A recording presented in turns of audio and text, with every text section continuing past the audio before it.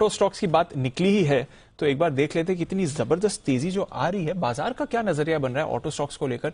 क्या कुछ कोई ऐसे ट्रिगर्स हैं जो बाजार इस समय फोकस कर रहा है जिसकी वजह से यहां पर और अच्छी मूव आ रही है? समझते हैं इनके बारे में कुशल के साथ। कुशल बताइए, वैसे भी टॉप फॉर्म में रहे हैं ऑटो शेयर्स गिरावट के बाजार में, आज तो एक बहुत ही बढ़िया उछाल आ रही है, क्या चल रहा है यहाँ पर? बिल्कुल, तो डेफिनेटली सेक्टर रिलेटेड जो ट्रिगर्स बन रहे हैं वो काफी ज्यादा बेहतरीन है। इसमें आप FY23 इन पर्टिकुलर की बात करेंगे तो काफी सारे एनालिस्ट अब ये मानकर चल रहे हैं कि यहां पर बेहतरीन वॉल्यूम ग्रोथ FY23 में देखने को मिल सकती है। इनफैक्ट सिंगल डिजिट में जिस तरह की ग्रोथ थी, इस बारी FY23 में ये कन्वर्जन डबल डिजिट्स में होता हुआ नजर आएगा।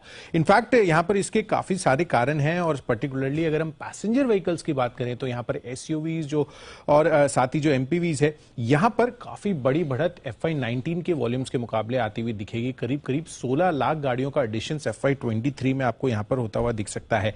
डेफिनेटली बड़ा जो कदम लिया गया था सरकार की तरफ से स्टील एक्सपोर्ट पर ड्यूटी लगाने का, उस वजह से जो घरेलू स्टील की कीमतें हैं वहां पर बड़ी गिरावट रही है। और टाटा मोटर्स की मैनेजमेंट से भी जब हमने बात की थी तो उन्होंने ये कहा था कि किसी भी कार के कंपोनेंट में अगर आप ओवरऑल रॉ मटेरियल कॉस्ट देखेंगे तो 60 to 70% जो है वो स्टील का रहता है। तो बड़ा फायदा इनको मार्जिन पर वहां पर मिलता हुआ नजर आएगा। यही नहीं, कच्चे तेल में जो अभी थोड़ी सी गिरावट होती हुई दिखी है वो भी एक अच्छा डिमांड बूस्टर बन सकता है आगे चलकर।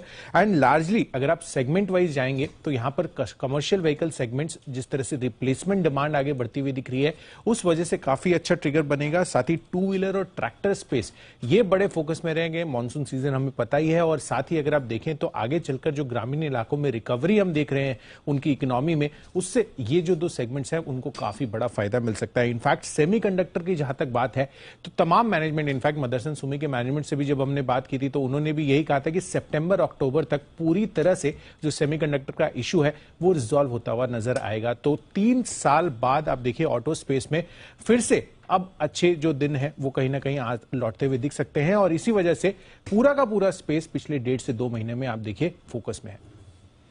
बिल्कुल, तो पूरा ऑटो स्पेस ही फोकस में है। मार्जिन्स में एक बड़ा रिलीफ मिल रहा है, डिमांड तो अच्छी रही है। कई गाड़ियों की तो हमने देखा है वेटिंग लिस्ट अभी भी काफी लंबी चल रही है, सप्लाई शॉर्टेजेस थोड़ी कम हो रही हैं। तो एक साथ लगभग सारे पॉजिटिव फैक्टर जो हो सकते हैं ऑटोज के लिए वो इस समय आपके लिए आते हुए दिख रहे हैं और ऑटो काउंटर्स में तेजी बनी है। जैन साहब, कोई ऑटो शेयर जो आप खरीदना चाहें सर?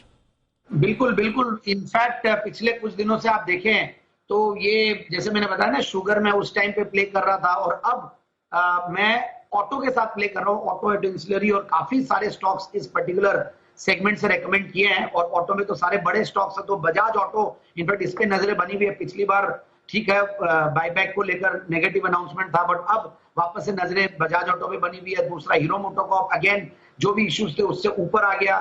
फिर Ashok Leyland has shown resilience और मुझे लगता है कि सीवी सेगमेंट बहुत बढ़िया करेगा। कल परसों मैंने जामना ऑटो रेकमेंड किया ही था, ऑटो एंसिलरी में, जो कि सीवीज के लिए one of the biggest suppliers है। सो ओवरऑल क्रूड का नीचे आना, डिमांड गजब की है। जून का महीना I think one of the best month रहेगा पिछले कुछ सालों का और सेमीकंडक्टर वाले इश्यूज और मार्जिन पे भी इंप्रूव होंगे जैसा कि आपने कहा, क्योंकि अभी ओवरऑल जो मेटल्स की प्राइसेस नीचे आती है तो उससे भी बहुत फायदा मिलता है।